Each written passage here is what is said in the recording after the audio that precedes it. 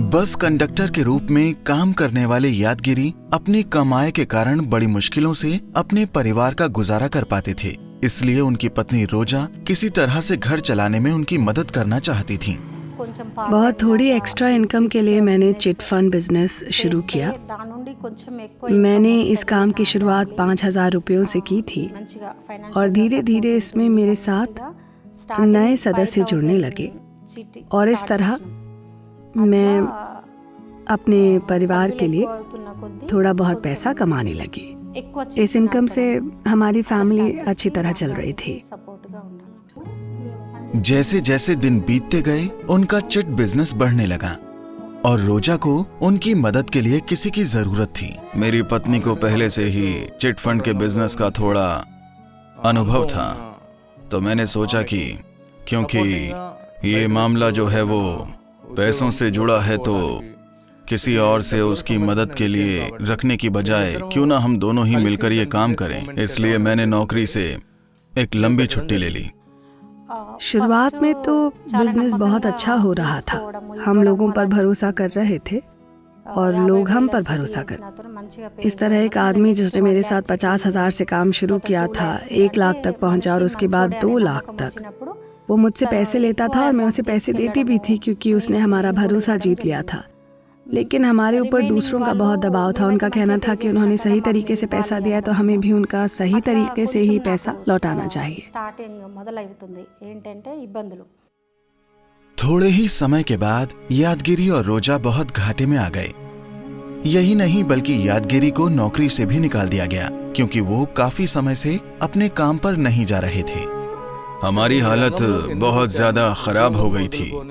मैं सोचता था कि मैं इस बिजनेस में आया ही क्यों। मैंने इस बिजनेस के चक्कर में अपनी नौकरी क्यों छोड़ दी। मैं बहुत बुरी हालत में था।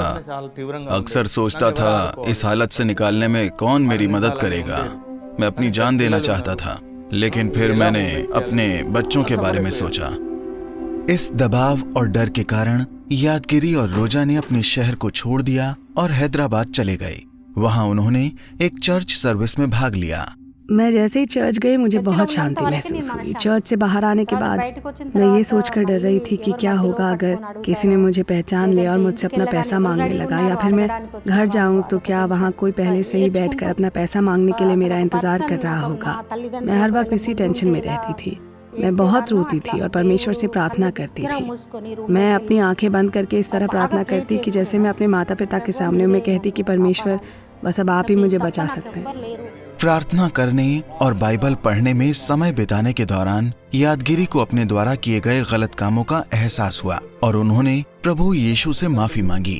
जब मैं पूरे ध्यान के साथ बाइबल पढ़ रहा था तो स्वर्गीय प्रार्थना की लाइन मेरे मन में आ रही थी कि हे परमेश्वर, आप मेरे अभी तक किए पापों को क्षमा कीजिए, साथ ही मुझे आजमाइश से भी बचाइए। आपकी जो भी इच्छा हो आप वो करें और मेरे जीवन में बस शांति प्रदान करें। जल्द ही उन्होंने अपने जीवन में परमेश्वर के आशीषित हाथों को महसूस किया।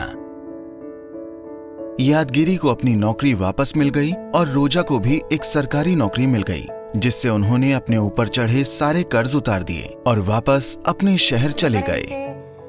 वो लोग जो हमें बुरा भला कहते थे या जो लोग हमसे दूर चले गए थे, कुछ ही सालों में वो सभी हमारे करीब आ गए। हमने अपने ऊपर से सबका कर्जा उतार दिया।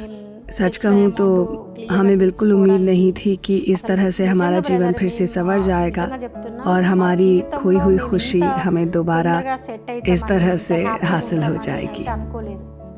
जहाँ पर मैं लज्जित हुआ था, जिन लोगों ने मेरा मजाक उड़ाया था, उन्हीं लोगों के बीच में परमेश्वर ने हमें फिर से सम्मान दिलाने के काबिल बनाया और आज हम बहुत खुश हैं कि हमारे पूरे परिवार ने अपना जीवन प्रभु यीशु मसीह को समर्पित कर दिया है।